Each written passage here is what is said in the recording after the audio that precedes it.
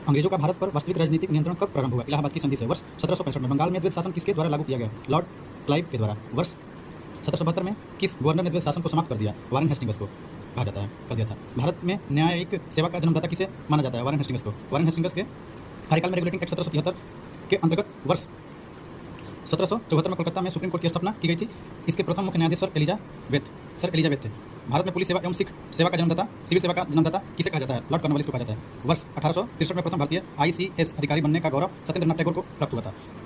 British Bharat में लोक सेवा संबंधी आयोग वर्ष और गवर्नर। एचिंसन आयोग 1876 लॉर्ड डफरिन। ठीक।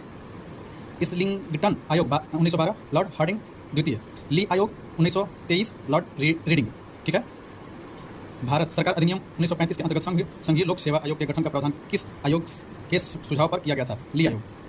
भूमि सुधार के उद्देश्य से भारत की अस्थायी बंदोबस्त प्रणाली किसके द्वारा लागू की गई थी? Lord Cornwallis. भारत में साम्राज्य विस्तार के उद्देश्य से सहायक संधि प्रणाली की शुरुआत किसके द्वारा की गई थी? Lord Wellesley. सहायक संधि स्वीकार करने वाला प्रथम राज्य कौन था? हैदराबाद। व्यापक सिद्धांत या हड़प नीति किसने चालू किया था? किसने लागू किया था? लॉर्ड डलहौजी। अब आते हैं राज हड़प नीति में कहा गया कि ऐसे राज्य जिनका निर्माण अंग्रेजों के सहयोग से हुआ है उन्हें राज्य के उत्तराधिकारी के लिए गोद लेने का अधिकार नहीं प्राप्त होगा।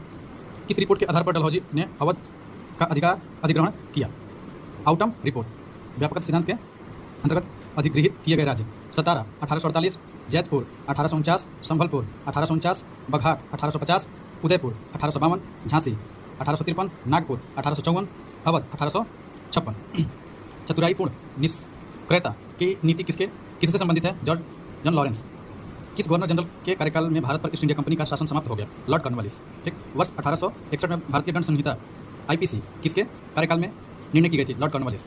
ये जो स्टार लगाना इंपॉर्टेंट है। राज्य उपाधि अधिनियम 1876 पारित करके महारानी विक्टोरिया को कैंसर ए हिंद की उपाधि प्रदान की गई थी। लॉर्ड लिटन के कार्यकाल में किस अकाल आयोग का गठन किया गया? स्ट्रेची आयोग। 1880 में भारत का प्रथम अकाल आयोग। भारत में अस्थायी स्वशासन का जनक किसे माना जाता है? लॉर्ड रिपन को। ब्रिटिश काल में विभिन्न क्षेत्रों पर अधिकार देश वर्ष गवर्नर जनरल और viceroy. Nepal 1816 lord Hastings. Sindh 1843 lord Ellenborough. Bhutan 1865 lord Lawrence. Burma 1885 lord Dufferin. अब देखिए 1849 ईस्वी में ईस्ट इंडिया कंपनी में पंजाब का विलय हुआ। उस समय डलहौजी 1848 से 1856 तक भारत का गवर्नर जनरल था। ये रहा आपका टोटल।